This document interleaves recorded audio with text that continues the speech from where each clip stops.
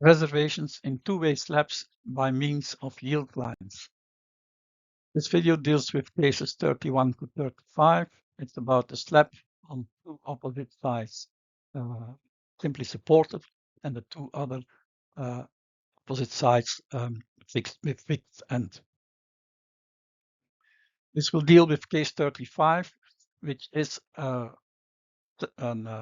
reservation within slab, but it's calculated with the method of correcting yield lines.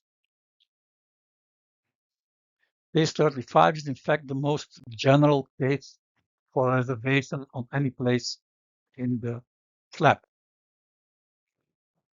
The reservation is defined by, of course, D1 and D2, and the position by D4 and D3. So D6 and D5 is in function of the other parameters. It's two-way slab, so this condition is valid. The maximum hole dimensions, of course, D2 must be smaller than B and D1 smaller than A. And the position, of course, the position means that the sum of D4, D2, and D6 is equal to B, and D3 plus D1 plus D5 is equal to B. Or D5 and D6 are expressed in function of the other parameters. We use the method of attracting yield lines. It means that the yield line starting at the cross section of two rotation axes, they go directly to the corner of the reservation. So independent of this angle, independent on the situation of the two supports. This method is sometimes more realistic, but you should not use this method when the value of D3 and D4 or D6 and D5 is very small. When they are zero, formulas are not valid anymore. Because suppose that D6 is zero, then you will have a yield line here, and then you will also have a yield line from this corner, and when this corner is zero, of there. Then you will have two superimposed yield lines. So this is not possible. So be careful by using the formulas with this case 35. You will see that you can have almost any reservation and slab in any position of the slab can be fulfilled with this case 35. We can now calculate the work done by the external forces. It is, of course, the summation of the triangle areas. And one area is D4 times D3, and the mean deflection is delta over 3. So we got it in this corner, D4 times D3. Here we got D6 times D3, or D6 times D5, or D5 times D4. So this is this green area. The summation of the orange areas, the rectangulars, is very easy. It's D2 times D3, and D1 times D6, and D5 times D2, and D1 times D4. So, and the mean deflection is delta over 2.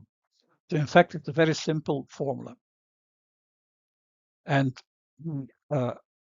work done by the internal forces are this yield line projected on this axis of rotation means that the length is D4 times the angle of rotation is delta over D3. So D4 over D3.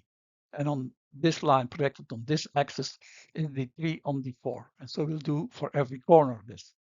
And what's left are the negative yield lines. So this is A divided by D6 and A divided by D4. And we got again this simple formulation. Now M is equal, the bending moment you can find by E is equal to D. So M is given by the formula Q is AX over DX. And the bearing capacity is defined as 100 times M0, which is the bending moment without the reservation, divided by the bending moment with the reservation. We are not going in this general case write out the formulas because D5 and D6 are in function of the other parameters, because this will give you a very lengthy and unuseful formula. So we'll use this in this code.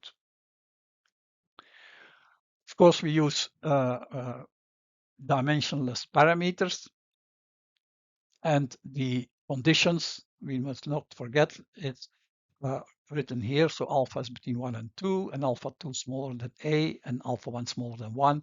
And then the sum equal to 1 and the sum equal to alpha. So when we have to fulfill all these conditions to use those formulas. Let's just give an example. We have a reservation into a rectangular slab, and the location of the reservation is given by those distances. The slab is 20 centimeters thick, and the concrete cover is 40 millimeters. Floor finish is 1 kilonewton per square meter, and the mobile load is 20 kilonewton per square meter. What is the needed reinforcement in this slab? The load in ULS is then 1.35 times the permanent loads plus 1.5 times the mobile loads, and it gives you a 38.1 kilonewton per square meter. These are the different parameters. We use the formula of the previous slides, and we calculate Bx, which is 20.28. We calculate Bx, which is 12.94, and the ultimate load is 38.1. It gives us something about 60 kilonewton meter per meter as maximum bending moment. We convert that into reinforcement. For that, we calculate the mean lever arm, which is 148 millimeters. And the reinforcement is the maximum bending moment divided by the lever arm and the yield strength of the reinforcement, and it's multiplied by 1.1 because we have an upper bound method here. The yield lines is an upper bound method. So we need 1,134 square millimeter per meter. This means 10 diameters 12 per meter. But this is 10 diameters 12 in x direction, 10 diameters 12 in y direction, on top and on bottom. So it's 4 times this amount. When this is sounds too much, in the sense of that the spacing is too small, then we can increase the spacing by using diameter 14. We recalculate the lever arm, we recalculate the needed reinforcement, and we find that diameter 14 every 130 millimeters is also fine. Now let's study a situation just to show you how you can use all those formulas. We are just going to study a reservation in a slab, a rectangular slab, and the reservation is of this type. It's going from the left to the right, and it's in the middle of the shortest side. So it's going from there to there. So it means alpha 4 is going from 0.1 to alpha minus alpha 1 minus 0.1. And this is the left limit, and this is the right limit. This. We know B is equal to alpha A, and alpha 2 is equal to alpha 1. Alpha 3 is, of course, a function of alpha 1 in our case here. And this alpha 3 is this, because this reservation is in the middle of the shortest side. Alpha 4 is unknown, it's going from left to right. And alpha 6, of course, alpha 6 is given by the other two parameters, and alpha 5 too. So we have as parameters alpha, and alpha 2, and alpha 4. Then we can use the general formula, fill in the different parameters, and we have an equation like this, and it's a function of alpha and alpha 1. We calculate the work done by the internal forces. We use the general formula, and we substitute, and we get this type of formulation. So it's a function of alpha, alpha 1, and alpha 4. And then the bending moment is when you make E equal to D, you get M out of it, then you have this equation. Bearing capacity defined as 100 times the maximum bending moment without the hole divided by the maximum bending moment with the hole. We have two cases, don't forget, when alpha is bigger than the square root of 3, then we have the horizontal pattern of the yield lines, or the method where you are calculating the maximum bending moment without a reservation in it. So without the reservation, we use the 30, 45, 60 rule. And then when we got in this situation, then M0 is this value. And when alpha is smaller, we are in the vertical pattern, then you have this value. See the previous slides. So it means that this is the formula for M0 in its total.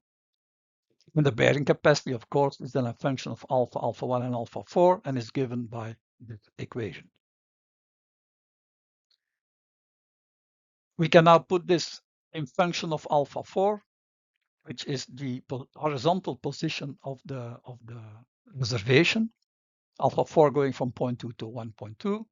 And we can now make a small parametric study of the bearing capacity of a slab with those parameters. For instance, this is for alpha equals 1, for alpha equals 1.5, and for alpha equals 2. And then we vary alpha 1 from 0.1 to 0.3. When we have an alpha 1 bigger than 0.3, then it will all be curves above 100%.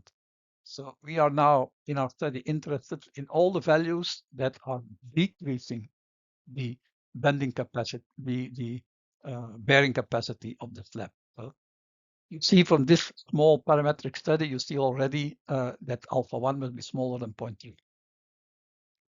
So the condition, we know that there's a condition, alpha 4, the horizontal position must be between the left and the right-hand side. So all those curves are not valid like it is shown here, because this alpha 4 has different limits for different alphas. So this is the area we are really interested in. You can now enlarge this area, because we are studying what is the worst case scenario here. And then we can take one part of this graph, and we make the search a little bit finer. So we will see that for alpha 4 between 0.4 and 0.65, we vary alpha. We know that alpha from this study, because you can see it here on those three tips, alpha is 1.50, 1.2, 1.25. So it's somewhere there.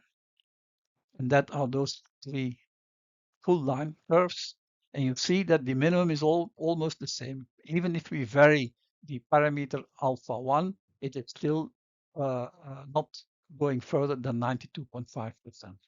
So this parametric study shows that this type of reservation gives you a maximum loss in bearing capacity of, let's say, 8%. 92, so let's say 8%. And the minimum bearing capacity is given with an alpha of 1.2, so B over A is 1.2, and alpha 1 is 0.16, and alpha 4 is 0.52.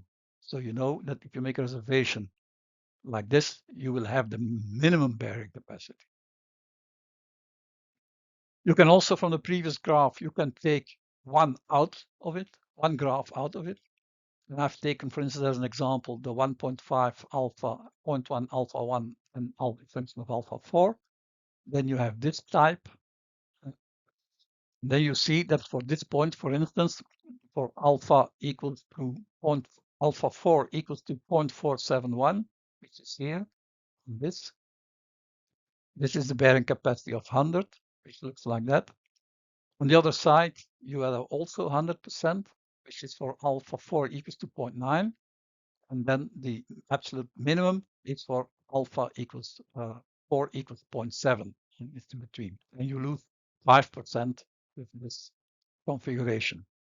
So you see that alpha between 0.47 and 0.9, you lose bearing capacity. So it means between this and this, you lose bearing capacity. Now we can look at in a different way. We can now search for an alpha 1, which alpha 1 gives us the loss of bearing capacity, or what value could we use for alpha 1 to have no loss of bearing capacity. Then you play again around with all those parameters, and you find quickly by putting it by try and error, in fact, you can quickly see that you reach this as a limit, and this means that for instance, for the blue curve, and which is the outer limit, that there the bearing capacity is 100%. So it means that for alpha 1 bigger than 0.378, you have no loss of bearing capacity. So this type of study can help you decide where you should put a reservation in slab with the least